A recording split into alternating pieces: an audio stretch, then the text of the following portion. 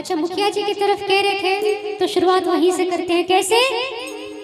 एक लड़की और लड़का दोनों एक दूसरा से बड़ प्रेम करे रहे, लेकिन कोनो कारणवश लड़की के ब्याह दूसर ठाम ले गेले और लड़का के वो अपन ब्याह काट दे गेले और लड़का वो काट दे के खूब काने लगे।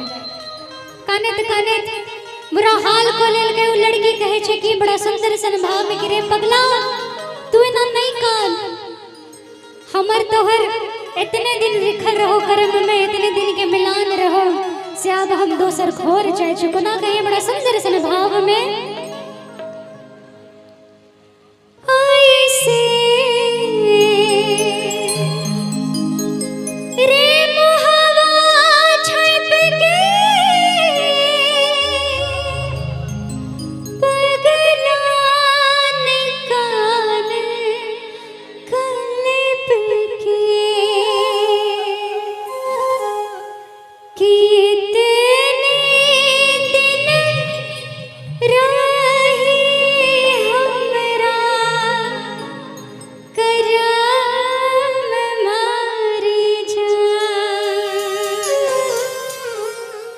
कि प्यार किया बदनाम हो गए चर्चे हमारे से। प्यार किया बदनाम हो गए चर्चे हमारे सरेआम हो गए। और जालिम ने दिल उस वक्त तोड़ा जब हम उसके प्यार के गुलाम हो गए। कि गे जान से तू चल जे भी अपना पिया के अंगना तो हम तोरा बिन नहीं रहबू। लड़का बड़ सुंदर भाव में कहे कोना कि गे कुछ दिन अरे कनबो कल्प के हमारी जइबोगे पगली तरफ के चले जइबो हम सामसानवा गे जा। आइए म्यूजिक के साथ।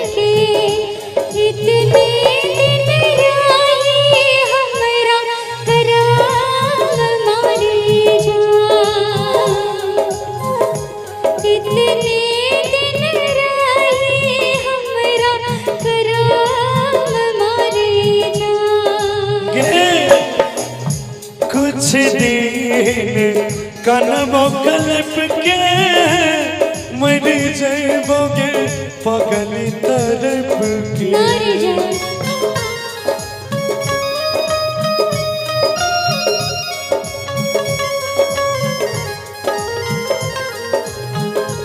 कुछ दिन कनबो कल्प के मर जइबोगे पगली तरफ के चले जइबो सामसानवा के जा।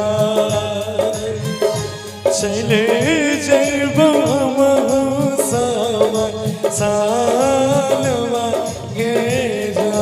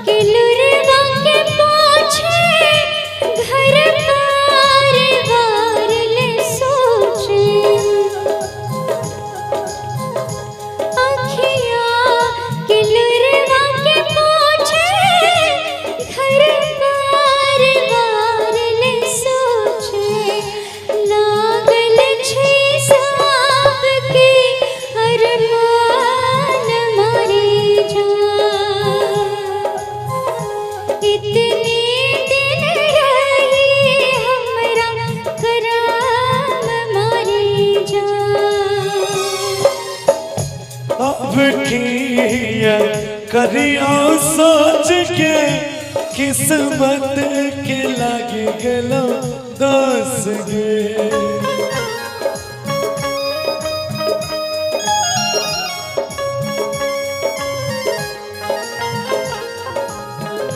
अब की ये करियो सोच के किस्मत के लागे गलो दोस गे। तोरा बिना सोना मोर जहानवा गे जा।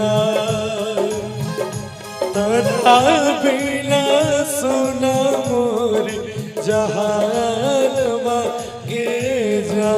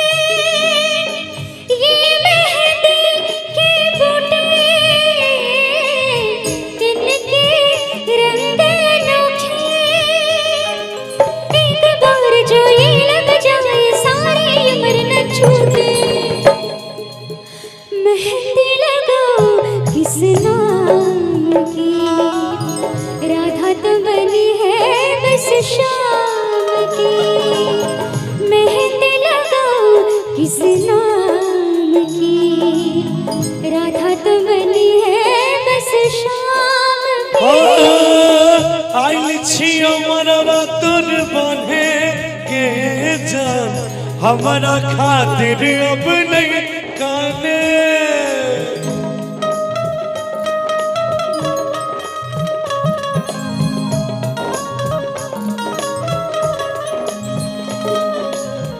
आइल छियो मरवा तोर बने के जान हमारा खातिर अब नहीं काने। खुश हो के तू जोने ससुरा हमर याद भूल है कि गला मिल ले आखिरी मुलाकात में। अजैल पर तो पियाज के साथ में गला मिल ले आखिरी मुलाकात में। जैल पर तो पियाज के साथ में।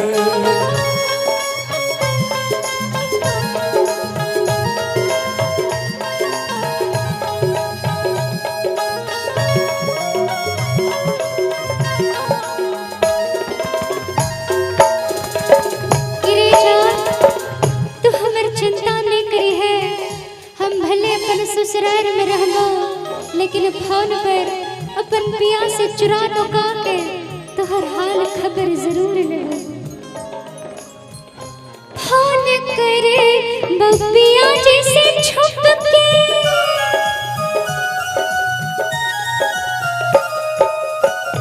फोन करे बबिया जैसे छुप के। पगला रे आप ते चुप रे,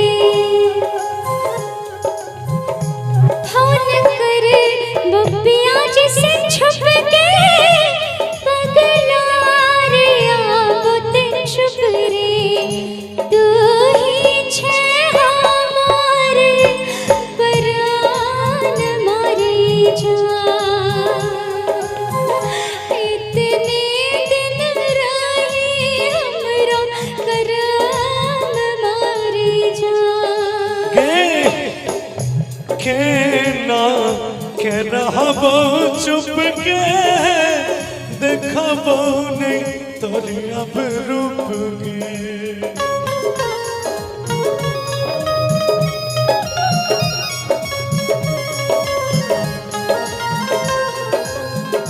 के ना के रहबो चुप के देखबो नहीं तोर अब रूप गे देखे जइहे गौरव के जहारबा के जान ताने दिन राही हमारा करमवा के जान ऐसे रे मोहवा छटके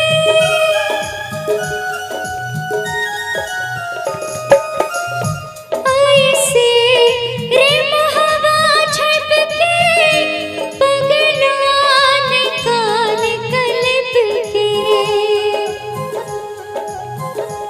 ऐसे रे मोहवा छटके पगला निकाल कलब के इतने दिन रही हमरा करम मारे जा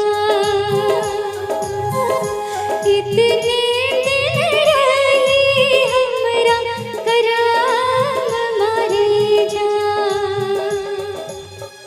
चली जइबो हमहु समसानवा गे जा